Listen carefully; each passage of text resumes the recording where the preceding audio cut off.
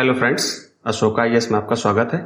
दोस्तों, हमने आपसे एक वादा किया था कि हम उत्तर लेखन अभ्यास भी लेकर के आएंगे। तो उत्तर लेखन अभ्यास में आज ये पहला दिन है। इससे पहले भी हमने कराए थे, लेकिन हम अब नए तरीके से करा रहे हैं और हमारा चैनल भी लगभग नया ही है। ठीक है, हम कभी बीच में पहले एक दो लेसन लिए और सिस्टम हमारा साथ नहीं दे रहा था, तो हम लगातार नहीं आ पा रहे थे। लेकिन अब हम आपके साथ लगातार जुड़े रहेंगे जब तक आप सफल नहीं हो जाते, आपके साथ खड़े हुए। ठीक है, तो उत्तर लेखन अभ्यास में आप देख ही रहे हैं, हमारी एक PYQ सीरीज चल रही है जो पीटी के लिए हम तैयारी करा रहे हैं, और यहाँ पर हम मेंस की तैयारी आपकी कराएंगे। डेली 1 या 2 क्वेश्चन आपको लिखने को देंगे, आप हमें बताइएगा, फिर हम एक सिस्टम और शुरू कर लेंगे, जिससे क्या है कि टेलीग्राम चैनल बना लेंगे। ठीक है, टेलीग्राम चैनल बना लेंगे, उसमें क्या हो जाएगा कि आप उत्तर हमें सेंड भी कर सकते हैं, और कुछ क्वेश्चन, हम सारे क्वेश्चन तो नहीं चेक कर सकते, लेकिन कुछ क्वेश्चन आपके जरूर चेक करके आपको देंगे। बाकी हम मॉडल आंसर आपको दे देंगे, आप स्वयं से भी चेक कर सकते हैं। ठीक, तो अभ्यास इसी तरह से कर सकते हैं। फिर बाकी हमारे पास अगर टीम ज्यादा होगी, टीम बढ़ जाती है, तो हम आपके सारे उत्तर भी चेक करने के लिए भी एक कार्यक्रम शुरू कर देंगे। ठीक, अभी तो हमारा सारा कार्यक्रम फ्री ऑफ कॉस्ट है। अगर हम टीम को जो है लेंगे तो उनके लिए तो भाई कुछ बहुत पैसा देना पड़ेगा, इसलिए अभी हम ये सब नहीं करेंगे। हम आपको सारी चीजें फ्री उपलब्ध कराएंगे, आप परेशान मत होइए। ठीक, हमारी जब तक जितनी कोशिश है, हम उतनी कोशिश आपको फ्री में कराने की कोशिश करेंगे। फ्री में ही सब कुछ रहेगा, आप बिल्कुल परेशान मत होइए। देखिए, हमने उत्तर जो लिखा है ये 2013 का उत्तर है, 2013 का प्रश्न है।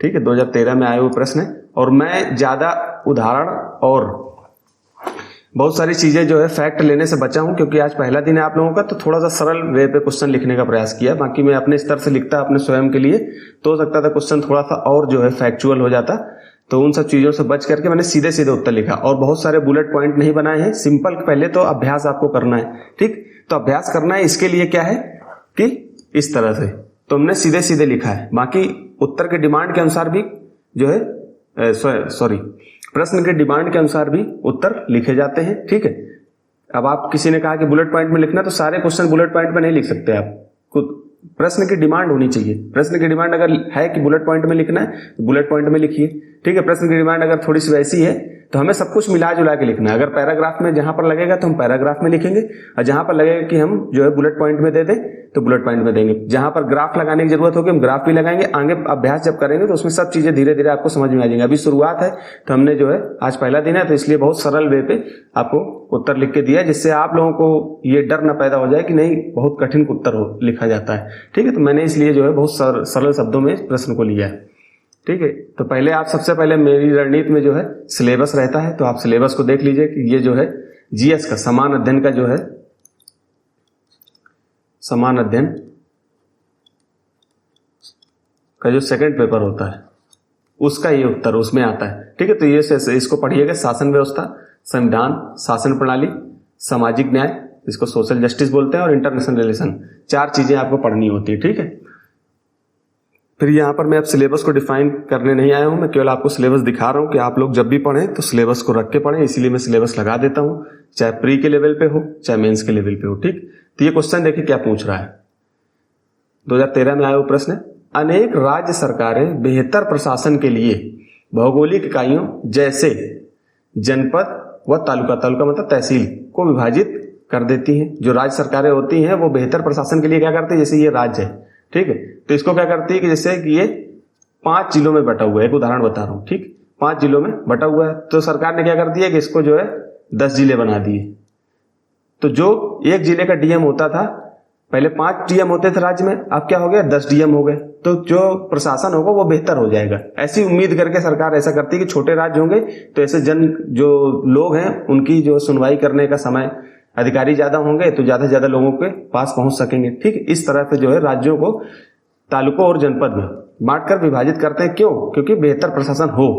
फिर उक्त के आलोक में जो ऊपर ये बात कही गई है, अनेक राज्य सरकारें बेहतर प्रशासन के लिए भौगोलिक इकाइयों जैसे जनपद व तालुकों को विभाजित कर देती हैं।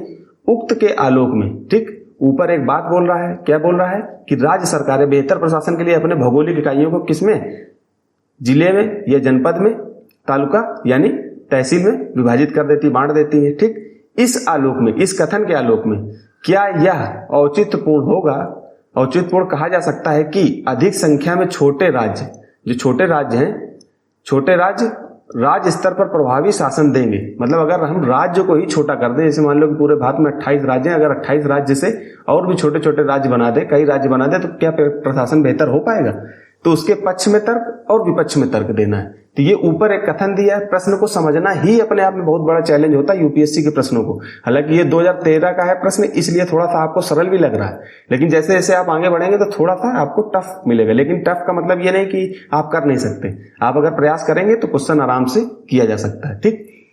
लेकिन डेली जो है अभ्यास करेंगे, अभ्यास को जो है आप अपना बना लीजिए। डेली हमको 2 प्रश्न या 1 प्रश्न डेली लिखना है, और सप्ताह में कम से कम 10 प्रश्न जरूर लिखना है। अगर शुरुआती डेज में है तो 5 प्रश्न, धीरे धीरे 10, फिर धीरे धीरे इसको 20 में कर देना। तो सप्ताह में या महीने में 15 दिन में एक 20 क्वेश्चन का जो टेस्ट लगा लोगे आप, तो आपकी बहुत अच्छी उत्तर लेखन अभ्यास हो जाएगा, ठीक। तो यहाँ पर मैंने इसको क्या लिखा, मैंने बहुत सरल चीजों को यहाँ पर लगाया, क्योंकि अगर मैं ज्यादा जटिल चीजें, ज्यादा फैक्ट अगर डाल देता तो आपको थोड़ा सा यहाँ पर ये लगता कि देखिए इस तरह से उत्तर बहुत कठिन हो जाएगा, हम नहीं लिख पाएंगे, तो आप क्या हो जाते हैं, डिमोटिवेट हो जाते हैं। इसलिए मैंने आपको बिल्कुल, जैसे पहले दिन उत्तर लिखा जाता है, पहले 1-2 महीने बाद जब बच्चे तैयार होते हैं तो 1-2 महीने लिखते लिखते अभ्यास में इस तरह का उत्तर लिखा जा सकता है, ठीक है। तो मैंने उस तरह से लिखा है। तो क्या कह रहा है, भारत एक विशाल संघीय राज्यों वाला देश है, बिल्कुल सरल शब्दों में, विशाल संघ वाला जो है देश है, जहां प्रशासनिक इकाइयों का विभाजन शासन को सुगम बनाने का साधन है, ठीक। प्रशासनिक इकाइयां जो होती हैं, राज्य होती हैं, उनको, उनकी इकाइयों का विभाजन शासन को सुगम बनाने का साधन है। किंतु प्रश्न यह उठता है कि क्या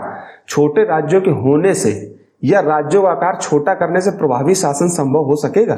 क्या कह रहा है, हमने उत्तरी में मतलब भूमिका में ही क्या लगा के डाल दिया कि ऐसा क्या हो सकेगा?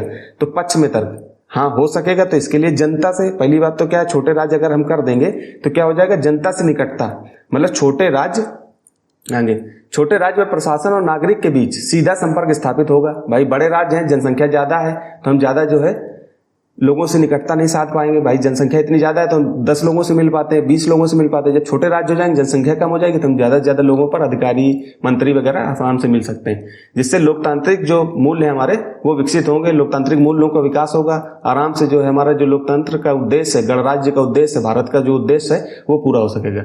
इसी को लेकर के जो है हम ग्रामीण व्यवस्था में ग्राम पंचायतें, ये नगर पंचायतें 11वीं और 12वीं पंचवर्षीय योजना लेकर 11वीं और 12वीं अनुसूची में जो बातें की गई, इसीलिए तो स्थानीय सुशासन लेकर के आए थे, ठीक है, बेहतर प्रशासन के लिए, जिससे समस्याओं और जरूरतों को बेहतर ढंग से समझा जा सकता है, ठीक। फिर विकास का विकेंद्रीकरण होगा, जो हम विकास करेंगे वो केंद्रीकरण उसका तीव्र गति से होगा। यह स्थानीय मुद्दों पर ध्यान केंद्रित करने में मदद करता है, जिससे विकास योजनाओं का कार्यान्वयन अधिक प्रभावी होगा। मैंने यहाँ पर एग्जाम्पल नहीं डाले, ठीक, एग्जाम्पल डाल सकता था लेकिन मैंने यहाँ पर नहीं डाल, सिर्फ अपना सिंपल वे में आपको लिखना है बस। फिर क्या लेगा, सांस्कृतिक पहचान, विशेषकर जनजाति और पर्वतीय राज्यों में। अब यहाँ पर मैं छोटा सा एग्जाम्पल डाल, जैसे पूर्वोत्तर के राज्य होते हैं, ठीक, उनको डाल सकता था, छोटे भी हैं, जनजाति वाले राज्य भी हैं, ठीक है, 1-2 का नाम डाल देता है, अरुणाचल प्रदेश, नागालैंड, मणिपुर, इस तरह से, लेकिन मैंने यहाँ पर नहीं डाला, ठीक। छोटे राज्य उनकी विशिष्ट सांस्कृतिक पहचान और आकांक्षाओं को बेहतर तरीके से संबोधित करते हैं, ठीक। फिर आगे देखिए, विपक्ष में तर्क, ऐसा क्यों? क्योंकि भाई सीमा भी है, 200 शब्दों में लिखना है, तो 200 शब्दों की सीमा, इसलिए हमको ज्यादा एग्जाम्पल, ज्यादा पैराग्राफ, ज्यादा चीजें नहीं डाल सकते, ठीक है। तो बुलेट पॉइंट भी यहाँ पर बेहतर हो सकता है, ठीक, उत्तर लिखने में, ठीक। आर्थिक अस्थिरता उत्पन्न, विपक्ष में तर्क क्या होगा, अगर छोटे राज्य होंगे तो क्या हो जाएगा, आर्थिक अस्थिरता उत्पन्न हो सकती है, जिससे उन्हें, छोटे राज्यों, केंद्र की वित्तीय सहायता पर निर्भर होना पड़ता है। भाई आर्थिक रूप से वो क्या हो जाएंगे, थोड़े से सक्षम नहीं रहेंगे, तो उनको केंद्र की सहायता लेनी पड़ेगी। केंद्र की सहायता लेंगे तो केंद्र पर दूसरी सरकार है, राज्य पर दूसरी सरकार है, तो यहाँ पर राजनीति होने लगेगी, ठीक है, इस तरह से। फिर प्रशासनिक लागत में वृद्धि हो जाएगी, उदाहरण सचिवालय निर्माण, जैसे आप अगर दूसरा राज्य बनाएंगे, आप तेलंगाना को देख सकते हो, तो अलग से एक राजधानी बनानी पड़ी, फिर उसके हेडक्वार्टर बनाना पड़ा, फिर उसका विधानसभा बनाना पड़ा, इस तरह से अलग अलग बनाना, उसके लिए लागत लगता है, राजस्व खर्च होता है, ठीक है। विधानसभा का निर्माण, अन्य प्रशासनिक बुनियादी ढांचे की स्थापना से सरकारी खर्च बढ़ेगा, ठीक, ये सब डाल सकते हो। फिर तीसरा जो है, यहाँ पर 2 पॉइंट हो गए विपक्ष में तर्क, एक पॉइंट, 2 पॉइंट, ये तीसरा पॉइंट। हमें लाइन के इस तरफ नहीं लिखना चाहिए, वो जगह मैं भूल गया था तो मैंने इधर डाल दिया, ये छोटी सी गलती है, इसको माफ करना, अगली बार से ऐसा नहीं होगा। आप लोग बिल्कुल मत करिए, लाइन के इस तरफ बिल्कुल नहीं लिखना। अभ्यास के में भी ये नहीं कि अभी सोच रहे हो कि लिख देंगे, फिर जब यूपीएससी का पेपर देंगे वहां नहीं लिखेंगे, लेकिन आप अभ्यास करोगे वही चीज वहां पर हो जाएगी। आप यहाँ पर डाल रहे हो, वहां पर हो जाएगी। आज मुझसे गलती होगी, ठीक। तो सीमित संसाधन, छोटे राज्य बड़े बुनियादी ढांचे के विकास या औद्योगिक प्रोजेक्ट के लिए, औद्योगिक परियोजना के लिए आवश्यक संसाधनों को जुटाने में चुनौती का सामना करते हैं। भाई उनके पास जब वित्त कम होगा तो उनके छोटे राज्य होंगे, पैसे की कमी होगी तो उनको क्या होगा, बड़े प्रोजेक्ट वगैरह लगाने पड़ेंगे, ये बुनियादी ढांचे को विकास करना है तो उनके लिए पैसे की जरूरत पड़ेगी, तो उनके पास संसाधन भी क्या है, सीमित है। ठीक। अंतर राज्य विवाद, अब छोटे राज्य अगर कर दोगे, ज्यादा राज्य बना दोगे तो सीमा विवाद उत्पन्न हो जाएगा। जल का बंटवारा, एक नदी एक राज्यों से 2 राज्यों से निकल के जा रही है, या वो 3-3 4-4 राज्यों से निकल के जाएगी, तो सीमा और जल का बंटवारा हमें जो है 1000 लीटर मीट्रिक टन जो है पानी की जरूरत पड़ती है, फिर आगे चल के और ज्यादा पड़ेगी, तो ऐसे राज्यों में विवाद होने लगेगा। ठीक है, केसेस बढ़ने लगेंगे, तो जल संसाधन आदि को लेकर के अंतर्राज्यीय विवाद उत्पन्न हो सकते हैं। अब निष्कर्ष देखिए कितना बेहतरीन लिखा हुआ। अतः यह कहा जा सकता है कि केवल अधिक संख्या में छोटे राज्यों का होना प्रभावी शासन की गारंटी नहीं है, बल्कि राजनीतिक इच्छा शक्ति, पारदर्शी प्रशासन, वित्तीय आत्मनिर्भरता और सशक्त नेतृत्व जैसे कारकों पर भी बेहतर शासन निर्भर करता है। ठीक, तो एक सकारात्मक दिशा में हमको जो है उत्तर लिखना होता है, और निष्कर्ष जो है हमेशा सकारात्मक होना चाहिए। ठीक, मिला जुला होना चाहिए, मतलब कि ऊपर के क्वेश्चनों को देखते हुए। इस प्रकार से आप अगर लिखोगे तो बहुत बेहतरीन उत्तर लिखा जा सकता है। ठीक, फिर यहीं पर रखते हैं, और कल से जो है हम इस पर प्रयास करेंगे कि डेली जो है 2 प्रश्न या 1 प्रश्न आपको जरूर मिले। ठीक है, मॉडल उत्तर हम जो है मॉडल प्रश्न आपको कल दे देंगे, फिर उसका शाम के डिस्कशन करेंगे। ठीक, धन्यवाद।